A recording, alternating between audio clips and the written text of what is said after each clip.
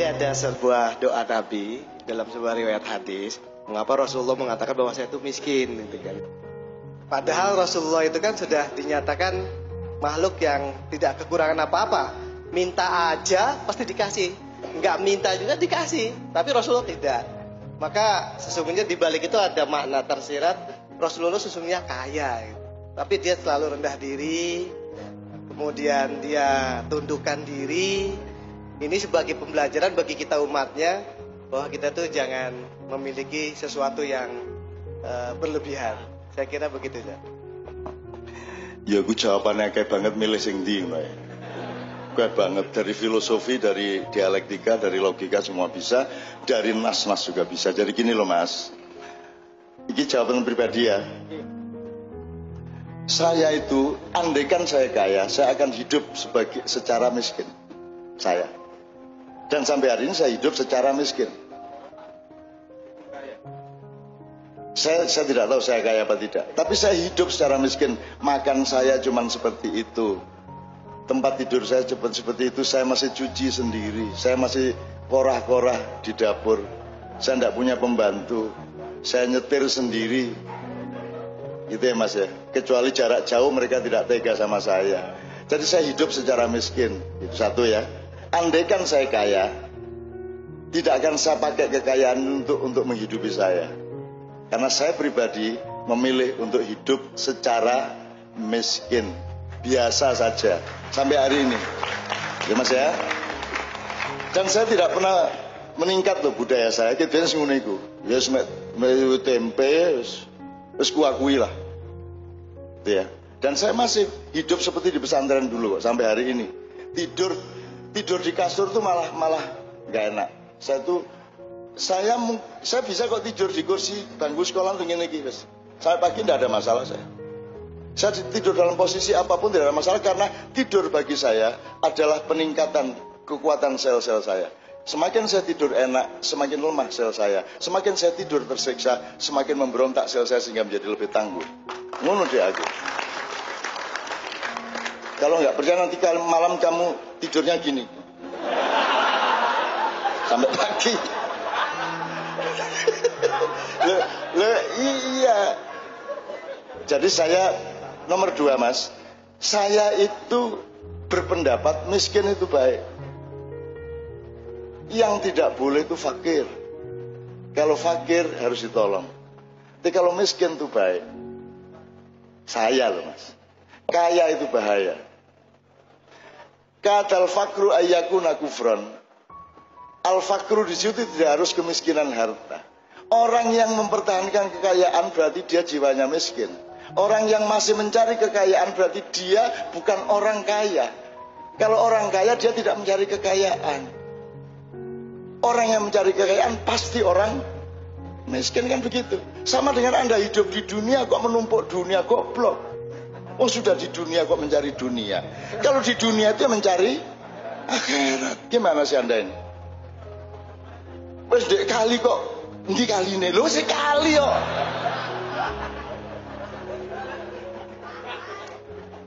Terus kamu bikin drama mencari Tuhan. Terus Tuhan datang. Lu sikit biar dek kene aku. Dari dulu di sini kamu udah lihat.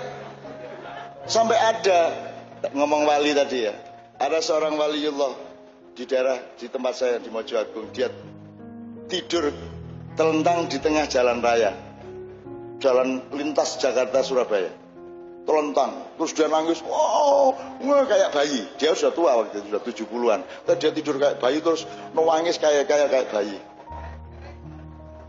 Polisi kan jalan macet, polisi datang. Mbah, enten apa sampean iku mriki niki? Anu apa sampean kok nangis niki? Gitu bahasa Jawa Timur ya. Kan macet ini. Tapi tidak ada yang berani sama mbah ini. Jadi dia kayak bayi itu loh, kayal-kayal itu loh ya. Terus ditanya beberapa kali baru dia menjawab. Wancane matane pijek kabeh. Ket mang Kanjeng Nabi rene kan sing nyopo. Dodolan tok ae raine arek-arek iki. Dolek bathik tok Kanjeng Nabi iki ket mangkleling delok-delok kon gak ono sing nyapa situ-situ. Gak ono sing selawat situ-situ. Wah, aku seneng banget adegan ini, Mas. Seneng banget. Gitu kan. Terus polisi ini, gila, mboten ketok ya, Mbah. Sampeyan saged delok mriki mboten ketok. Lah ngene raimu ku ndelok dhuwit tok ae pintere. Mulane gak iso ketok Kanjeng Nabi. Ngono iki. Itu kejadian bener-bener. Ya apa kate ketok Kanjeng Nabi wong merak matamu iku mek dilatih nek gak ndelok dhuwit, ndelok arek wedok ayu, ndelok susu, ndelok. Mesti Kanjeng Nabi gak ketok. Oh, dioring-oring polisi ini. Ya wes ngono, terus dia kayal-kayal, akhirnya aspalnya itu pecah-pecah karena si Mbak itu kayal-kayal. Jadi kalau dia itu marah anjlok itu yang hancur bukan kakinya tapi aspalnya. Makanya jangan bikin saya marah. Aspal tak rusak kabeh pegalongannya. Gitu. Tapi sikilku dhewe sing bundas rek. Itu ya Mas ya. Wali itu ya wali yang tidak pakai aturan Mas. Apa sebabnya wali di sana di sini gini sana kok gini, tidak ada aturan cakar-karep. Wong dia majdzub kok. Dia cuma mediumnya Allah kok. Yang orang saya ceritakan kalau ke masjid itu nguyung antar wah di masjid. Ini beneran. Ntar kalau selawatan bareng dia terbangnya leren terbangan kok taek gitu kan. Terbangin. Terus dia ngomong, wah. Ini ribuan orang kan pakai sekian petromak gitu. Dia wah. Mati pet lampunya kabeh. Karena dia pukul satu kali pat. Terus dia kapokkan yo gitu. Coba wali ngono iku coba. Kok nek kepengin dadi wali gendeng ngono iku.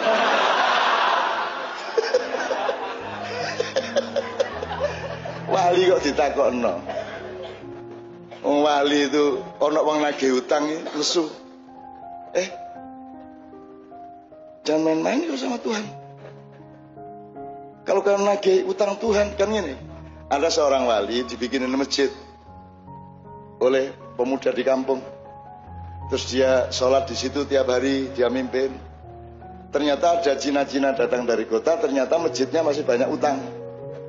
Tegelnya masih utang, gendengnya masih utang, kayaknya ditagih dia sama Cina-Cina loh. Imam, ini belum bayar, ininya belum bayar. Lah izin deh. Lagi jebol arah-arah utang ya masjid. Terus dia karena malu sama pedagang-pedagang, udah tunggu sebentar. Jangan main-main kau sama Allah. Jangan nagih-nagih kau sama Allah. Dibayar kamu nanti. Ngono gitu. Allah kok ditagih, pasti dibayar kamu, tapi jangan nagih-nagih kamu. Terus dia masuk masjid, dia berdoa, ya Allah. Ini rumahmu masih punya hutang ya Allah. Apa engkau tidak malu ya Allah? Engkau yang maha kaya, masa rumahmu punya hutang?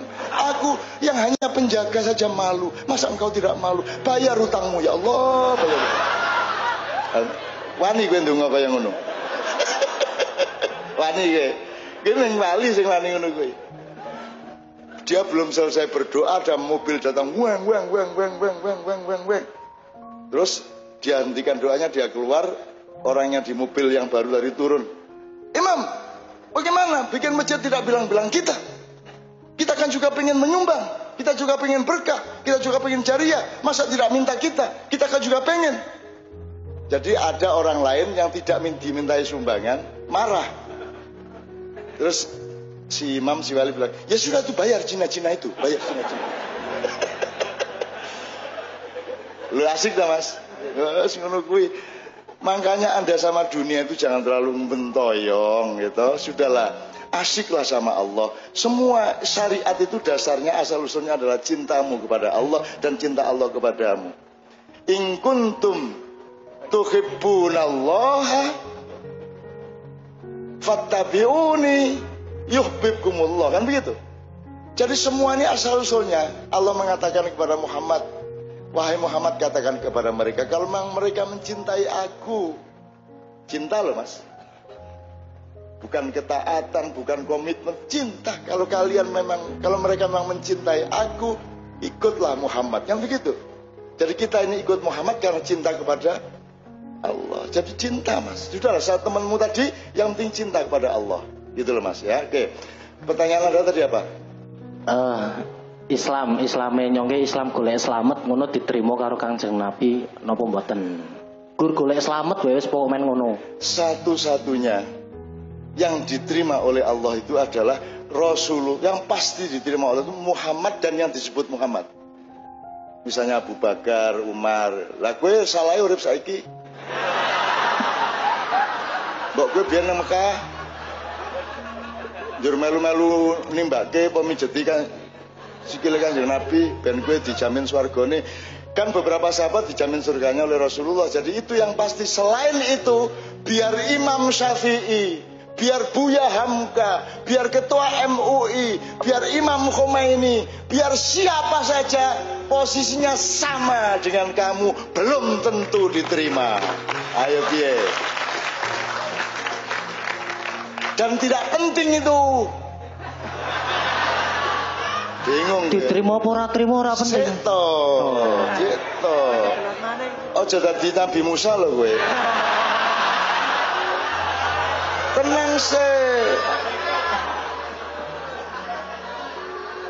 Tenang sih. Nek aku bocorke kapal didelok sik kok bocorke kapal aja takon sik.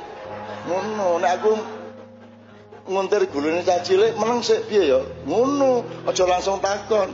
Kowe engko ayo takon misal meneh aku ngene. Hadza firaqun baini wa bain. Inilah saat perpisahan aku dengan engkau. Ya, meneng ya. Dan itu tidak penting, menurut toh? Ngene loh Mas. Kamu itu tidak usah sibuk mencari ridho Allah, meminta ridho Allah. Kamunya yang harus terus-menerus ridho sama Allah. Rodiyatan, bukan mardiyatan, rodiyah. Kamu yang harus memastikan setiap saat ridho kepada apapun saja yang Allah tentukan untukku. Kamu ridho, efeknya pasti diridhoi. Masa ya Allah ridhoilah aku, ridho jaluk tok kon dhewe gak ridho. Kan begitu? Bener enggak logikanya? Ayo takon meneh. Bener enggak? Jadi jangan sibuk memohon ridho Allah.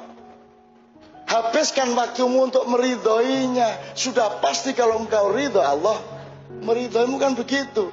Jadi kan ya ayyatuhan nafsul mutmainnah. Terus irji'i ila rabbiki radiyatan mardiyah. Loh, radiyatan sik baru. Lah kamu itu sibuk mardiyah.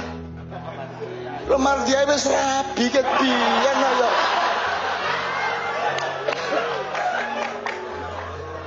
Jadi kamu tempuh radiyatan dulu, kamu akan mendapat efek mardiyah. Gitu, jelas ya sekarang? Ayo Bi, ayo. Oke, udah habis pertanyaannya. Oh miskin tadi tak tambahin. Kamu tahu nggak Rasulullah ditawari melalui Jibril. Jibril bilang sama Muhammad, kalau dia mau jadi raja yang kaya raya seperti kakeknya Sulaiman alaihissalam, untuk menjadi mulkan Nabi ya, raja yang kaya raya, maka wahai Jibril siapkan semua infrastrukturnya. Kemudian Jibril membuat gunung emas di antara Madinah dan Mekah, dan sampai sekarang masih ada di pagar itu. Itu stok terakhir Arab Saudi yang akan bangkrut sebelum 3 tahun yang akan datang. Ya, itu Jibril yang bikin untuk Muhammad. Untuk menawarkan kepada Muhammad, kalau engkau mau menjadi raja yang kaya raya seperti kakekmu Sulaiman, Allah menyiapkan semuanya. Maka semua tambang minyak, kubangan Zam-Zam yang masih berumur sekitar 300 miliar tahun lagi dan tidak akan kering, itu ditaruh di situ untuk Muhammad supaya dia kaya raya. Tapi Muhammad menjawab, la ya Allah, biarkan aku, kalau aku diperkenankan, aku memilih menjadi abdan nabi ya. Biarlah aku menjadi nabi yang jelata, nabi yang papa, nabi yang miskin, sebagaimana umatku yang umumnya juga miskin. Biarlah aku berpakaian sebagaimana umatku yang paling miskin berpakaian. Biarlah aku makan sekadar sama dengan orang-orang yang paling miskin dari umatku. Kan gitu. Bener nggak itu? Jadi miskin itu baik. Pendapat saya, miskin itu baik. Sama dengan lapar itu baik. Lapar itu paling baik. Jangan sampai kenyang. Saya itu hampir tiap hari saya membiarkan diri saya lapar. Nanti kalau sudah mulai ini sudah akan menuju titik mulai akan tidak sehat, saya makan dikit. Prinsipnya ganjil toh. Kalau saya misalnya mau makan satu piring dengan lauk apa, saya coba risolo siji apa tempe loro, terus aku ngombe sing akeh. Kalau sudah cukup untuk menjaga kesehatanku, aku tidak makan yang lainnya. Gitu loh Mas. Saya tiap hari menjaga seperti itu. Jadi saya sangat sedikit makan, saya sangat sedikit tidur. Gitu loh Mas. Itu namanya hidup secara miskin tadi itu. Saya tidak pernah melampiaskan apa-apa. Untuk apa aku melampiaskan? Aku sudah punya istri Novia. Apa yang akan aku lampiaskan lagi? Dunia sudah tidak menarik bagiku.